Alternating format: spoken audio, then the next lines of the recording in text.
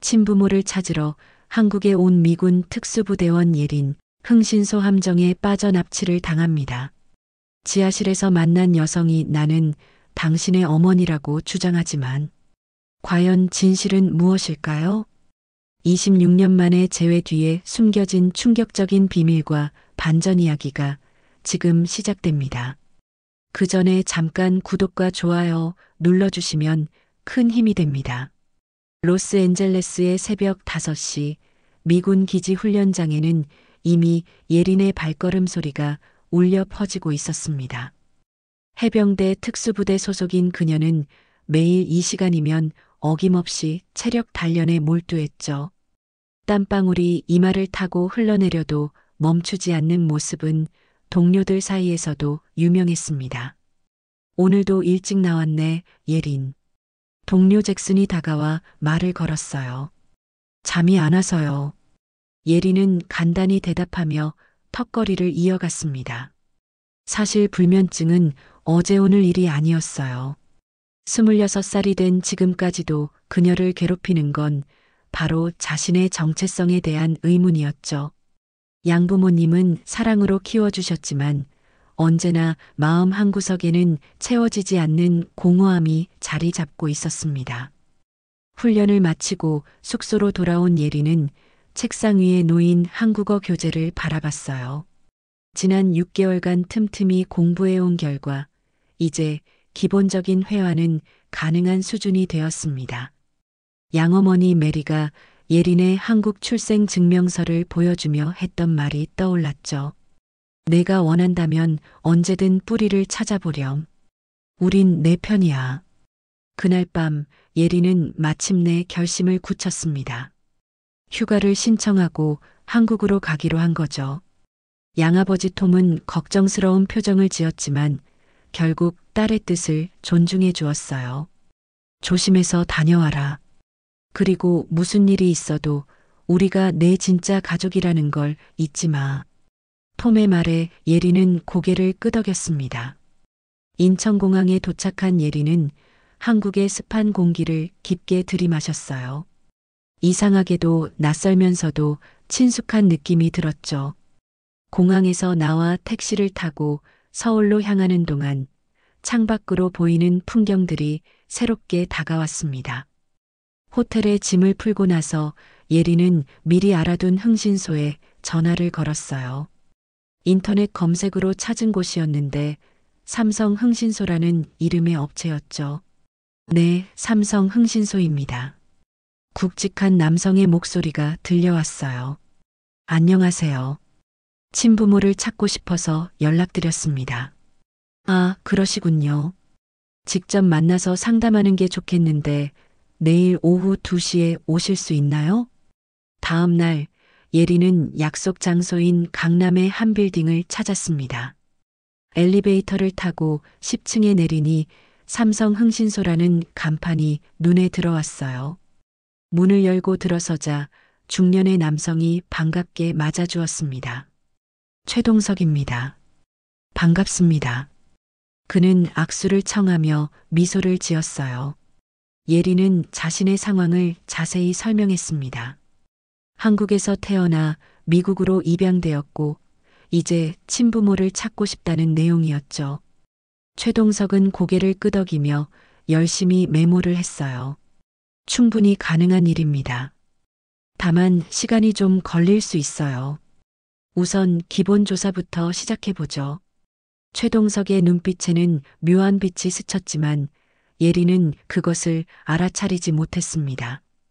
그녀는 단지 친부모를 찾을 수 있다는 희망으로 가득 차 있었을 뿐이었어요. 최동석은 예린의 사진을 여러 장 찍었습니다. 조사에 필요하다는 명목이었지만 그의 시선에는 다른 의도가 숨어 있었어요.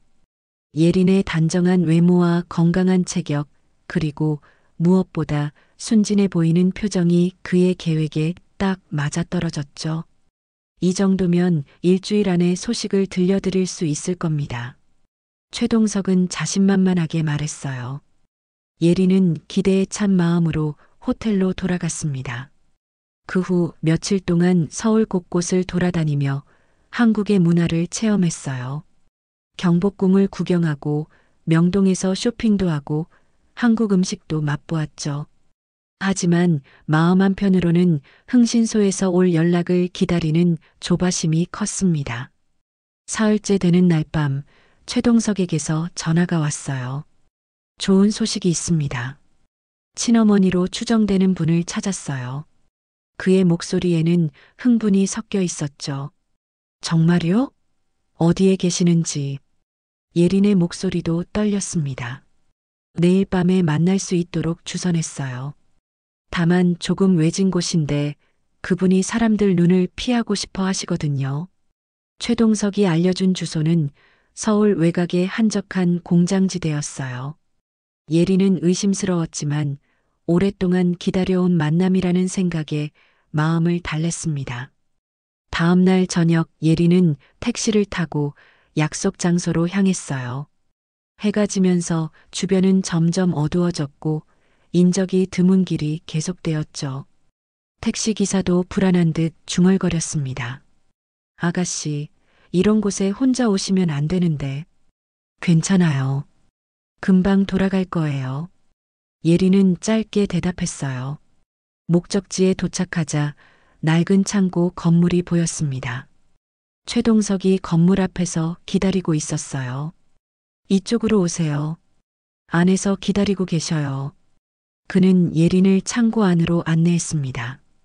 창고 내부는 생각보다 넓었지만 조명이 어두웠어요. 예린이 주변을 둘러보려는 순간 갑자기 여러 명의 남자들이 사방에서 나타났습니다. 뭐예요? 예린은 본능적으로 경계태세를 취했어요. 미안합니다. 하지만 어쩔 수 없네요. 최동석의 목소리가 차갑게 변했죠. 예린은 즉시 상황을 파악했습니다. 함정이었던 거예요. 해병대에서 배운 격투술이 몸에 배어 있던 그녀는 재빠르게 움직였죠. 가장 가까이 있던 남자의 팔을 비틀어 제압하고 다른 한 명의 다리를 걸어 넘어뜨렸습니다. 이 여자 만만치 않네. 누군가 소리쳤어요. 하지만 상대는 5명이었고 예린은 혼자였습니다. 아무리 훈련받은 군인이라 해도 수정 열쇠를 극복하기는 어려웠어요. 결국 뒤에서 다가온 남자가 휘두른 둔기에 머리를 맞고 의식을 잃었습니다. 얼마나 시간이 흘렀을까요? 예린은 차갑고 축축한 바닥에서 깨어났습니다. 머리가 지끈거렸고 손목과 발목에는 밧줄이 묶여 있었어요. 주변을 살펴보니 지하실 같은 곳이었습니다. 깨어나셨네요. 어둠 속에서 여성의 목소리가 들려왔어요. 예린이 고개를 돌리자 구석에 앉아 있는 중년 여성이 보였습니다. 야위고 초췌한 모습이었지만 눈빛만은 또렷했어요. 저는 서지혜라고 해요. 당신은 누구세요? 여성이 조심스럽게 물었습니다. 예린이에요. 여기가 어디죠? 인신매매범들의 은신처예요. 저도 며칠 전에 잡혀왔어요. 서지혜의 목소리에는 절망이 묻어 있었습니다. 예린은 상황의 심각성을 깨달았어요. 친부모를 찾으려다가 오히려 범죄자들의 손에 넘어간 것이었죠. 하지만 포기할 수는 없었습니다. 탈출할 방법을 찾아야 해요. 예린은 단호하게 말했어요. 서지혜는 고개를 저었습니다. 불가능해요. 이미 여러 번 시도해봤지만 그때 서지혜가 예린을 자세히 바라본 후 놀란 표정을 지었어요. 혹시 한국에서 태어났나요? 네, 그런데 왜요? 서지혜의 눈에 눈물이 고였습니다. 미안해요. 정말 미안해요, 예린아. 무슨 말씀이세요? 나는 당신의 어머니예요. 예린은 서지혜의 말을 듣고 한동안 말을 잇지 못했습니다. 26년 동안 꿈꿔왔던 순간이었지만 이런 상황에서 만나게 될 줄은 상상도 못했어요. 어머니라고요? 예린의 목소리가 떨렸습니다. 서지혜는 고개를 끄덕이며 눈물을 흘렸어요. 26년 전 나는 19살이었어요. 너무 어려서 너를 키울 수 없었죠. 입양을 보내면서 매일 후회했어요. 예리는 복잡한 감정이 밀려왔습니다. 기쁨과 분노, 그리고 안타까움이 한꺼번에 몰려들었어요. 하지만 지금은 감정에 휩쓸릴 때가 아니었습니다. 일단 여기서 나가는 게 먼저예요. 예리는 침착하게 말했어요. 서지혜는 고개를 저었습니다. 무리예요. 위층에는 항상 누군가 지키고 있고 문은 밖에서 잠겨 있어요. 그렇다면 다른 방법을 찾아야죠. 예리는 지하실 구조를 자세히 살펴봤습니다. 한쪽 벽면에 작은 환기구가 보였어요. 사람이 지나다니기에는 좁았지만 예린의 체격이라면 간신히 통과할 수 있을 것 같았습니다. 저 환기구로 나갈 수 있을 것 같아요. 예린이 서지혜에게 말했습니다. 서지혜는 놀란 표정을 지었어요. 너무 위험해요. 걸리면 더 큰일이 나요. 지금보다 더 나쁠 게 있을까요? 예린은 결심을 굳혔습니다. 밤이 깊어질 무렵 위층이 조용해지자 예린은 행동에 나섰어요. 손목을 묶은 밧줄을 벽에 비벼서 끊어냈고 환기구 앞으로 다가갔습니다. 다행히 나사가 오래되어 손으로도 풀 수 있었어요. 어머니도 따라오세요. 예린이 서지혜에게 손을 내밀었습니다. 서지혜는 망설였지만 결국 예린의 손을 잡았어요. 두 사람은 좁은 환기구를 기어서 통과했습니다. 예린이 먼저 나가서 주변을 살핀 후 서지혜를 끌어올렸어요. 조용히 따라오세요. 예린은 속삭였습니다. 창고 밖으로 나온 두 사람은 어둠을 틈타 도망쳤어요. 다행히 야간 경비는 한 명뿐이었고 그마저도 졸고 있었습니다. 예린은 서지혜의 손을 잡고 큰 길까지 뛰어갔어요. 택시. 예린이 손을 흔들어 택시를 잡았습니다. 택시에 올라탄 두 사람은 한동안 숨을 고르며 말을 하지 못했어요. 서지혜는 계속해서 예린을 바라보며 눈물을 흘렸습니다. 정말 미안해요. 이런 식으로 만나게 되어서. 서지혜가 떨리는 목소리로 말했어요.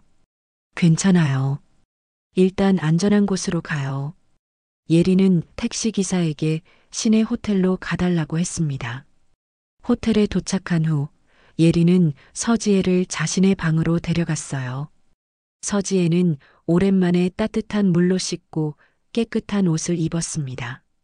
예린이 사온 음식을 먹으면서 두 사람은 비로소 차분하게 대화를 나눌 수 있었어요.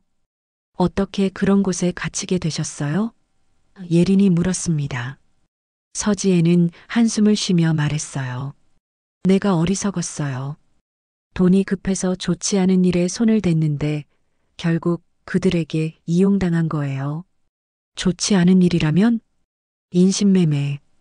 처음엔 단순히 사람을 소개해주는 일이라고 생각했어요. 하지만 점점 더 나쁜 일들이 벌어지는 걸 보고 나서야 깨달았죠. 예린은 충격을 받았습니다. 친어머니가 그런 일에 연루되어 있다니 믿기 어려웠어요. 지금은 후회하고 있어요. 그래서 그들과 손을 끊으려고 했는데 그게 화근이 되었어요. 서지혜는 고개를 숙였습니다. 예린은 서지혜의 손을 잡았어요. 이제 괜찮아요. 저와 함께 미국으로 가요. 양부모님께서도 이해해 주실 거예요. 서지혜의 눈에 희망의 빛이 떠올랐습니다. 정말 그럴 수 있을까요? 물론이에요. 이제 우리는 가족이잖아요. 예린은 따뜻하게 미소 지었습니다. 그날 밤 두 사람은 오랫동안 이야기를 나눴어요. 서지혜는 예린을 입양 보낸 후의 삶에 대해, 예린은 미국에서의 성장 과정에 대해 털어놓았습니다. 26년간의 공백이 조금씩 메워지는 느낌이었어요. 내일부터 새로운 시작이에요. 예린이 말했습니다. 서지혜는 고개를 끄덕이며 처음으로 편안한 표정을 지었어요. 하지만 두 사람 모두 아직 모르고 있었습니다. 진짜 시련은 이제 시작일 뿐이라는 것을. 다음 날 아침 예린과 서지혜는 경찰서에 신고를 하러 갔습니다. 인신매매 조직을 처벌받게 하고 다른 피해자들도 구해야 한다는 게 예린의 생각이었어요. 저희가 인신매매범들에게 납치당했었습니다. 예린이 담당 형사에게 말했습니다. 형사는 두 사람의 진술을 자세히 받았어요. 특히 서지혜의 증언이 결정적이었습니다. 그녀는 조직의 은신처 위치와 주요 인물들에 대해 상세히 설명했죠. 최동석이라는 사람이 저를 속여서 함정에 빠뜨렸어요. 예린이 덧붙였습니다. 알겠습니다. 즉시 수사에 착수하겠습니다. 형사가 약속했어요. 경찰서를 나온 후 예린은 서지혜와 함께 쇼핑을 했습니다. 미국으로 함께 가기 위해 필요한 옷가지와 생필품들을 구매했어요. 서지혜는 오랜만에 새 옷을 입고 기뻐했습니다. 정말 꿈만 같아요. 딸과 함께 쇼핑을 하다니. 서지혜의 눈에 눈물이 맺혔어요. 이제 시작이에요, 어머니. 예린도 감격했습니다. 그날 저녁 두 사람은 한강공원을 산책했어요. 서지혜는 예린의 어린 시절 이야기를 듣고 싶어 했고, 예린은 미국에서의 생활에 대해 들려주었습니다. 양부모님이 정말 좋은 분들이시네요. 서지혜가 말했어요. 네, 저를 친딸처럼 키워주셨어요. 어머니도 만나시면 좋아하실 거예요. 예린이 대답했습니다. 며칠 후 예상치 못한 일이 벌어졌어요. 인신매매 조직 검거 소식이 언론에 대대적으로 보도되었고 예린과 서지혜는 피해자이자 영웅으로 주목받게 되었습니다. 어머니, 기자들이 인터뷰를 요청했어요. 예린이 서지혜에게 말했습니다. 서지혜는 처음엔 망설였지만 다른 피해자들을 위해서라도 진실을 알려야 한다고 생각했어요. 텔레비전 방송에 출연한 서지혜는 자신의 경험담을 용기 있게 털어놓았습니다. 저는 어리석은 선택으로 인해 그들에게 이용당했습니다. 하지만 제 딸이 저를 구해주었어요. 서지혜는 카메라 앞에서 담담하게 말했어요. 인터뷰가 방송된 후 두 사람에게는 많은 격려와 응원이 쏟아졌습니다. 서지혜는 갑자기 유명인이 되었고 예린도 덩달아 주목받게 되었어요. 이제 정말 새로운 인생을 시작할 수 있을 것 같아요. 서지혜가 기뻐했습니다. 예린도 행복했어요. 친어머니를 찾았을 뿐만 아니라 그녀가 잘못된 길에서 벗어나 새로운 삶을 시작할 수 있게 되었으니까요. 두 사람은 미국 비자 신청을 위해 영사관을 방문했습니다. 하지만 그 무렵 멀리 통영에서는 예상치 못한 사건이 벌어지고 있었어요. 어선에서 일하는 장우석이라는 남자가 텔레비전 뉴스를 보고 있었습니다. 이상하네. 저 여자 어디서 본 것 같은데. 장우석이 중얼거렸어요. 화면에는 서지혜가 인터뷰하는 모습이 나오고 있었습니다. 장우석은 곰곰이 생각해 보더니 갑자기 무릎을 쳤어요. 아, 맞다. 진수 형의 아내였던 김순이 아냐. 그가 놀란 목소리로 말했습니다. 장우석은 오래전 친구였던 박진수를 떠올렸어요. 박진수는 통영에서 어부로 일하며 김순이와 결혼해서 살았었는데 아이를 낳은 후 갑자기 아내가 사라졌었거든요. 그 때문에 박진수는 큰 충격을 받았고 결국 딸을 입양 보낼 수밖에 없었죠. 이게 무슨 일이야? 순이가 서지혜라고 이름을 바꿨나? 장우석은 혼란스러웠습니다. 그는 급히 박진수를 찾아보려고 했지만 이미 몇 년 전부터 연락이 끊어진 상태였어요. 마지막으로 들은 소식으로는 서울로 올라갔다고 했는데 그 후로는 행방을 알 수 없었습니다. 이건 진수 형이 알아야 할 일이야. 장우석은 결심을 굳혔어요. 며칠 후 장우석은 서울로 올라왔습니다. 예린과 서지혜가 머물고 있는 호텔을 찾아낸 것이었어요. 언론 보도를 통해 대략적인 위치를 알 수 있었거든요. 호텔 로비에서 기다리던 장우석은 두 사람이 나타나자 다가갔습니다. 실례합니다. 혹시 서지혜 씨 맞나요? 그가 조심스럽게 물었어요. 서지혜는 낯선 남자를 보고 경계했습니다. 누구시죠? 저는 장우석이라고 합니다. 통영에서 왔어요. 박진수 씨를 아시죠? 서지혜의 얼굴이 순간 굳어졌어요. 예리는 그 변화를 놓치지 않았습니다. 박진수가 누구죠? 예린이 물었어요. 장우석은 놀란 표정을 지었습니다. 설마 아직도 모르시나요? 박진수 씨가 딩신의 친아버지예요. 예린은 충격을 받았어요. 친아버지가 따로 있다는 말이었거든요. 서지혜의 말로는 친아버지는 안 계신다고 하셨었거든요. 예린은 장우석의 말을 듣고 한동안 말을 잇지 못했습니다. 친아버지가 따로 있다는 것이었는데 그렇다면 지금까지 서지혜와 나눈 이야기들은 무엇이었을까요? 잠깐 무슨 말씀이세요? 예린이 떨리는 목소리로 물었어요. 서지혜는 안색이 창백해지며 뒤로 물러섰습니다.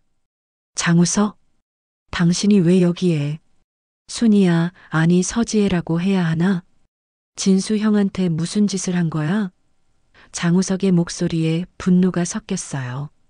예리는 두 사람의 대화를 듣고 점점 혼란스러워졌습니다. 순이가 누구예요? 그리고 박진수라는 분은 또 누구고요? 장우석이 예린을 바라보며 말했어요. 아가씨, 이 여자는 당신의 친어머니가 맞아요. 하지만 당신이 갓난아기였을 때 당신과 아버지를 버리고 떠난 사람이에요. 지금 와서 마치 피해자인 것처럼 거짓말하고 있는 거예요. 그리고 당신의 친아버지는 박진수라고 하는 분이에요. 그럼 어머니는 왜 저에게 거짓말을? 예린이 서지혜를 바라봤어요. 서지혜는 고개를 숙인 채 대답하지 않았습니다. 장우석이 대신 설명을 이어갔어요. 진수 형과 순이는 26년 전에 결혼했어요. 당신이 태어난 후 얼마 안 되어 순이가 갑자기 사라졌죠. 진수 형은 혼자서 당신을 키우려고 했지만 어부일로는 한계가 있었어요. 예린의 가슴이 먹먹해졌습니다. 그래서 저를 입양 보내신 거군요. 그렇습니다. 진수 형은 매일 후회하며 살았어요. 그런데 순이가 이렇게 나타나서 당신을 속이고 있다니. 장우석이 서지혜를 노려봤어요. 서지혜가 드디어 입을 열었습니다. 미안해요. 정말 미안해요. 미안하다고 해서 해결될 일이에요? 예린의 목소리가 차갑게 변했어요. 나도 어쩔 수 없었어요. 그 조직에서 벗어나려면 당신이 필요했어요. 서지혜가 떨리는 목소리로 말했습니다. 저를 이용하신 거군요. 예린은 배신감에 온몸이 떨렸어요. 장우석이 끼어들었습니다. 진수 형이 어디 계신지 아세요? 서지혜는 고개를 저었어요. 모르겠어요. 20여 년 전에 헤어진 후로는. 저는 알고 있어요. 장우석이 무거운 표정으로 말했습니다. 몇 년 전에 우연히 서울역 근처에서 봤어요. 노숙자로 지내고 계시더라고요. 예린은 충격을 받았어요. 친아버지가 노숙자라니. 상상도 못했던 일이었습니다. 지금도 그곳에 계실까요? 예린이 물었어요. 아마도요. 진수 형은 한번 정착하면 잘 떠나지 않는 성격이었거든요. 장우석이 대답했습니다. 예린은 서지혜를 바라봤어요. 당신과는 더 이상 할 말이 없어요. 예린아, 제발. 서지혜가 손을 뻗었지만 예린은 피했습니다. 저는 진짜 아버지를 만나러 가겠어요. 예린이 단호하게 말했어요. 장우석이 나섰습니다. 제가 안내해 드릴게요. 진수 형이 계실 만한 곳을 알거든요. 두 사람은 서지혜를 남겨두고 호텔을 나섰어요. 서지혜는 홀로 남겨진 채 주저앉아 눈물을 흘렸습니다. 택시를 타고 서울역으로 향하는 동안 장우석은 박진수에 대한 이야기를 들려주었어요. 진수 형은 정말 좋은 사람이었어요. 당신을 무척 사랑했죠. 순이가 사라진 후에도 당신 사진을 항상 지니고 다니셨어요. 장우석의 목소리에 안타까움이 묻어났어요. 왜 저를 찾으러 오지 않으셨을까요? 예린이 물었어요. 미국까지 갈 형편이 안 되셨죠.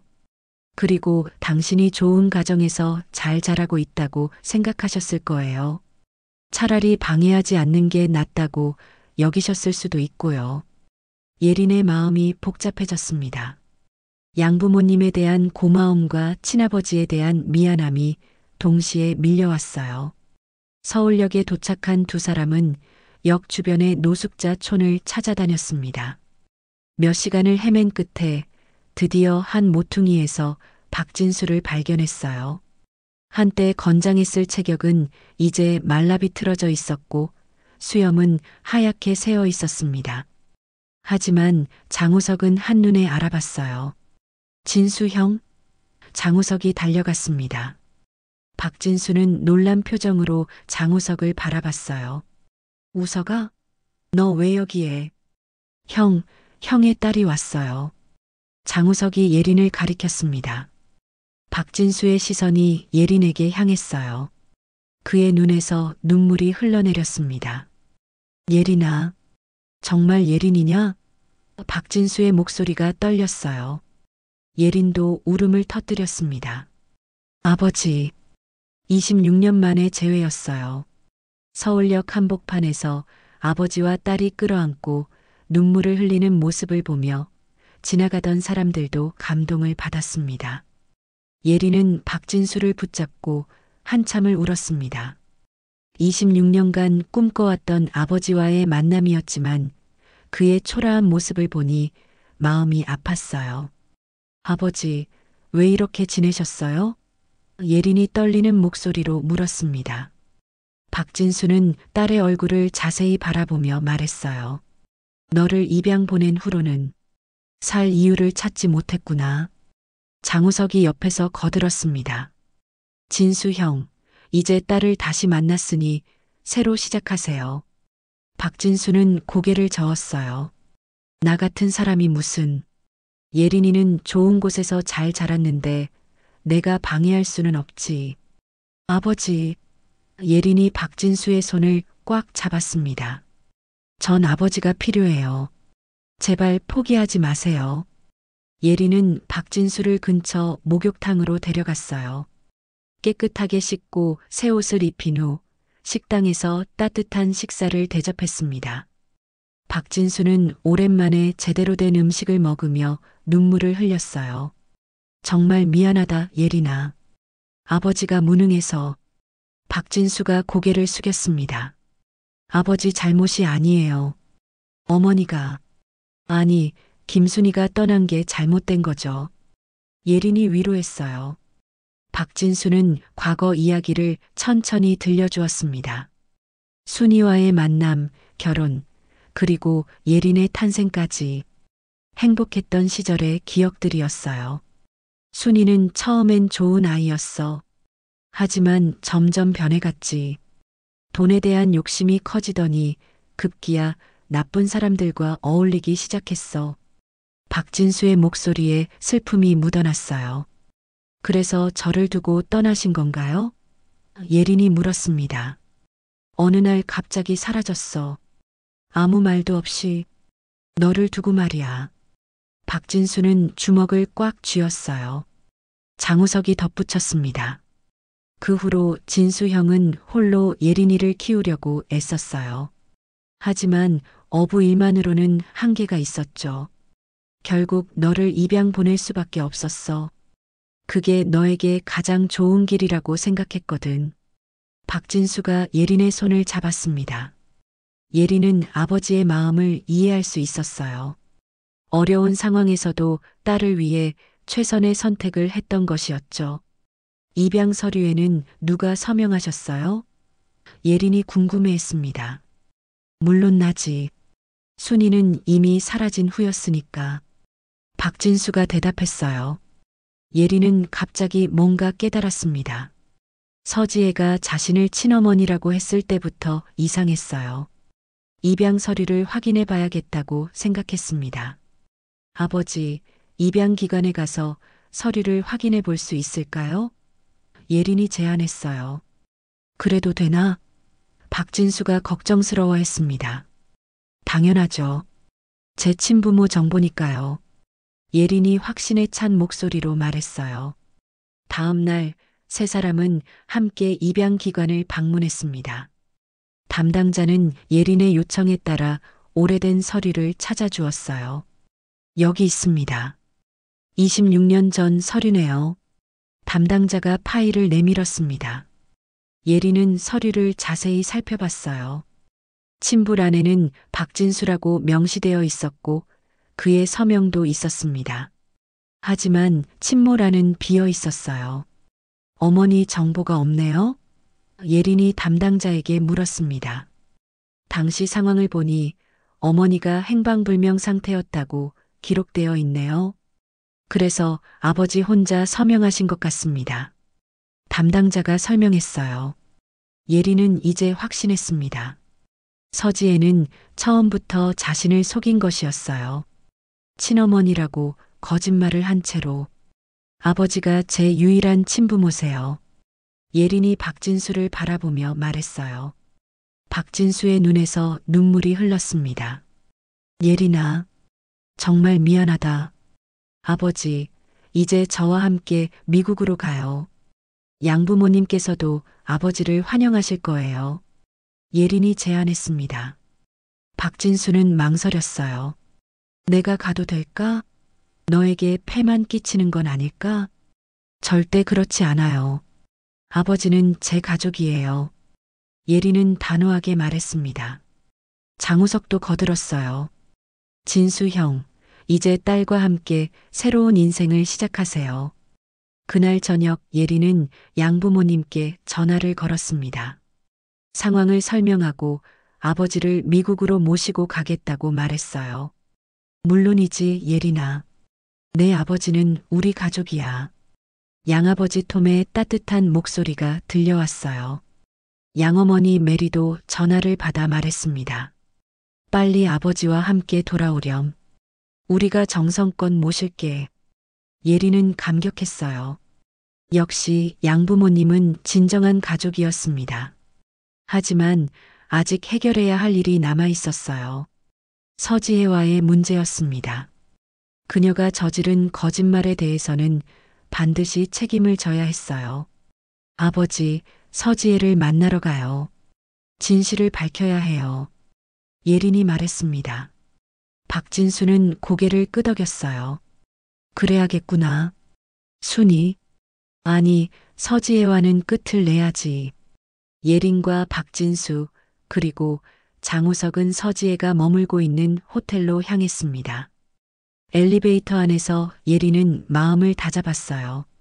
이제 모든 진실을 밝히고 정의를 세워야 할 때였습니다. 호텔 방 문을 두드리자 서지혜가 나타났어요. 그녀는 박진수를 보는 순간 얼굴이 하얗게 질렸습니다. 진수, 서지혜가 떨리는 목소리로 말했어요. 순이야. 박진수의 목소리는 차갑게 식어 있었습니다. 예린이 먼저 입을 열었어요. 이제 모든 진실을 알았어요. 당신이 저에게 한 거짓말들을 말이에요. 서지혜는 뒤로 물러서며 고개를 숙였습니다. 미안해요. 정말 미안해. 미안하다고 해서 끝날 일이 아니에요. 예린의 목소리에는 분노가 섞여 있었어요. 박진수가 서지혜를 바라보며 말했습니다. 왜 그랬어? 왜 예린이를 속였어? 서지혜는 한참을 말하지 못하다가 드디어 입을 열었어요. 나도 살고 싶었어요. 그 조직에서 벗어나려면 누군가의 도움이 필요했거든요. 그래서 저를 이용한 거군요. 예린이 차갑게 말했어요. 처음엔 정말 우연이었어요. 지하실에서 당신을 봤을 때 예전에 본 아기의 모습이 떠올랐거든요. 그래서 혹시나 해서. 서지혜가 떨리는 목소리로 말했습니다. 장우석이 끼어들었습니다. 그렇다고 해서 거짓말을 해도 되는 건가요?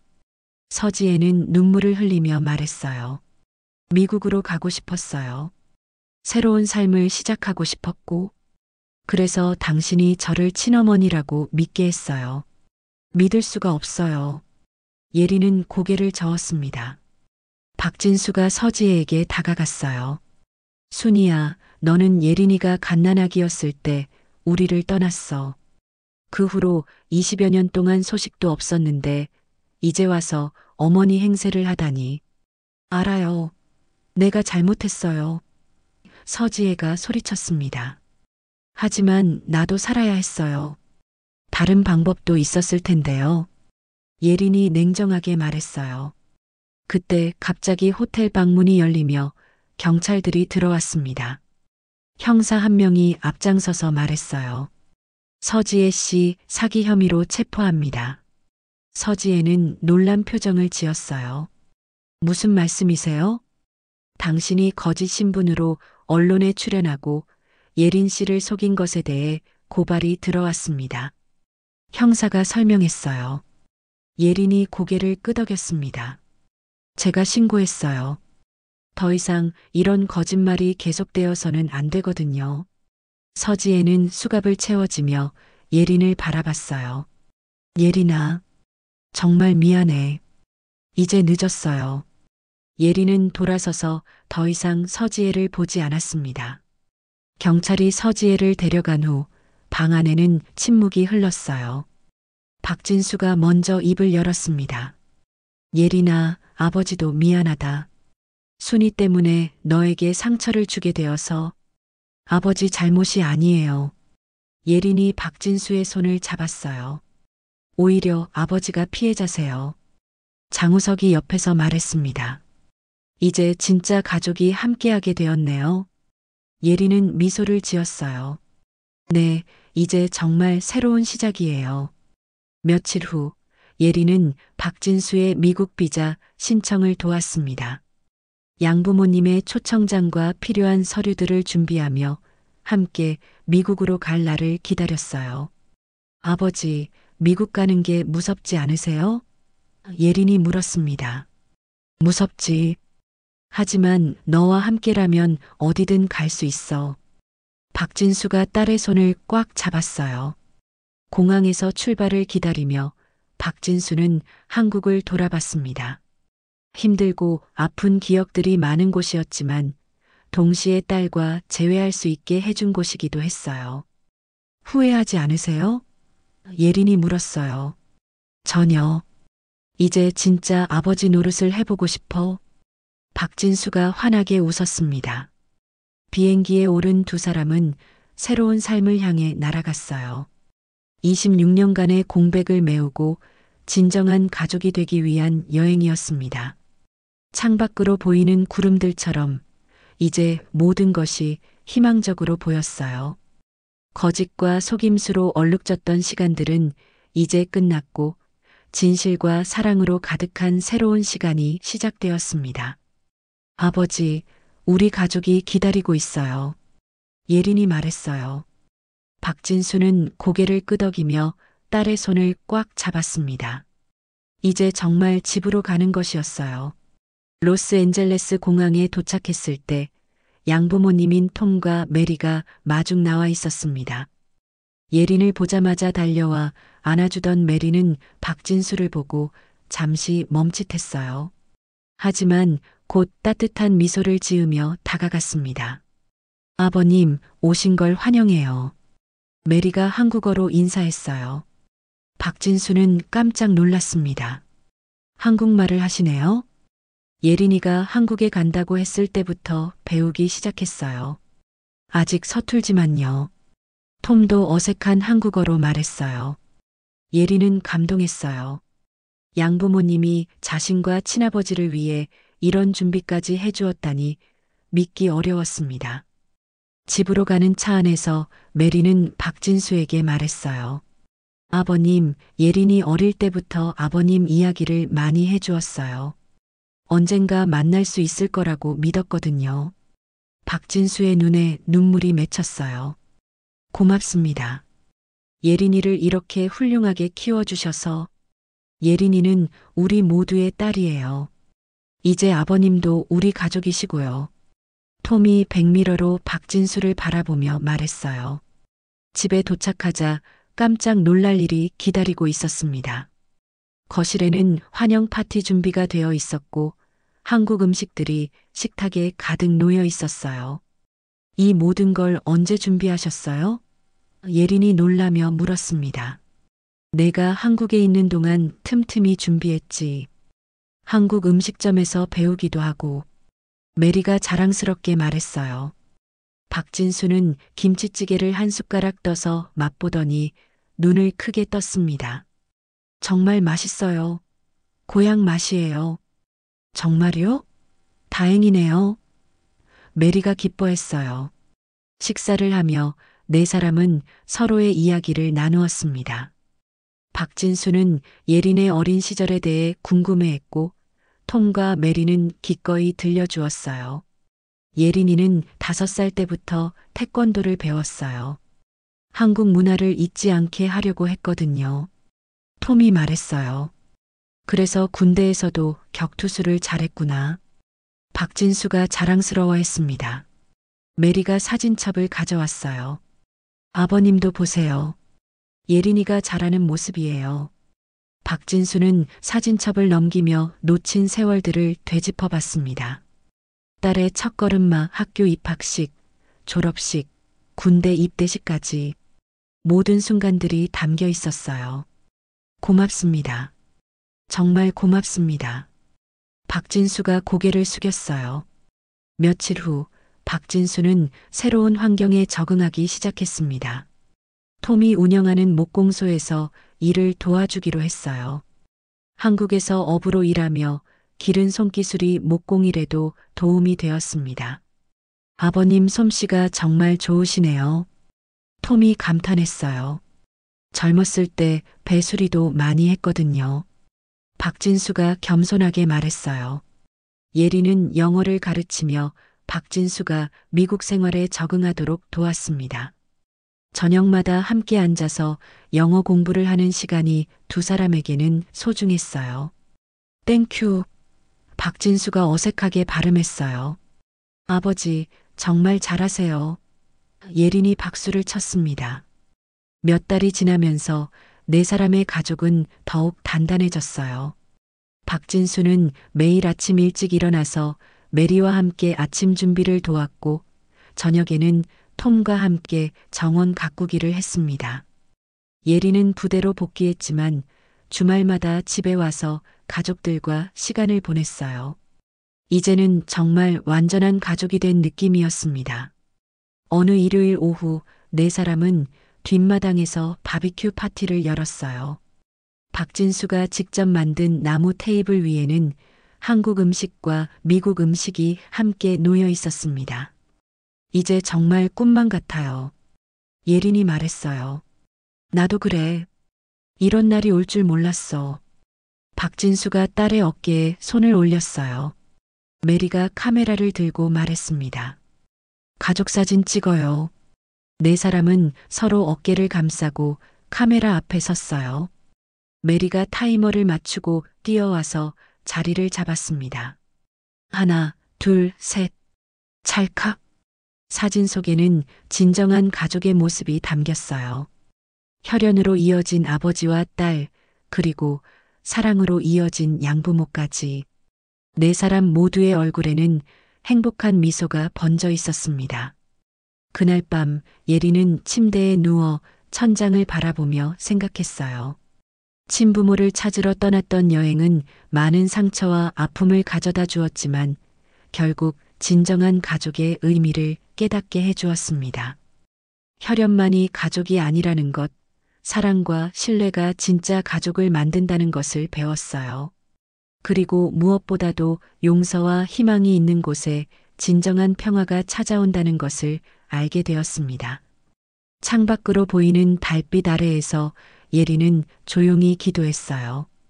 이 소중한 가족이 영원히 함께할 수 있기를, 그리고 서지에도 언젠가는 진정한 회개와 새로운 시작을 할 수 있기를 말이에요. 달빛 아래에서 찾은 진실은 때로는 아프고 쓰라렸지만 결국 모든 사람에게 새로운 희망을 가져다 주었습니다. 그리고 그 희망은 앞으로도 계속 이어질 것이었어요. 오늘도 귀한 시간 내어 끝까지 시청해주신 구독자 여러분 진심으로 감사드립니다. 오늘의 이야기가 마음을 울렸다면 구독과 좋아요, 댓글 부탁드립니다.